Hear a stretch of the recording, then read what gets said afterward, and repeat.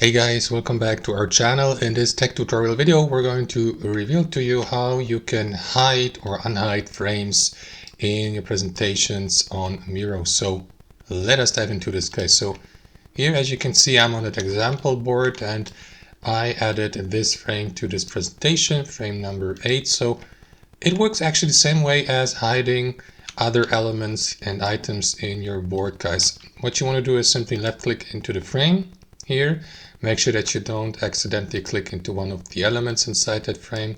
So click into the frame, and here at the top, guys, you will see these tools and functions, and amongst these you will see the hide frame feature. If you click into it, the frame will be successfully hidden. However, guys, that feature is not available within my membership, so I can't do this as you can see right now, but it is actually like they show here in that presentation. You simply click into that hide frame button and that is going to hide the frame. And that's it, guys. Hope you enjoyed this video, got some real value from it, and we'll see you next time on our channel.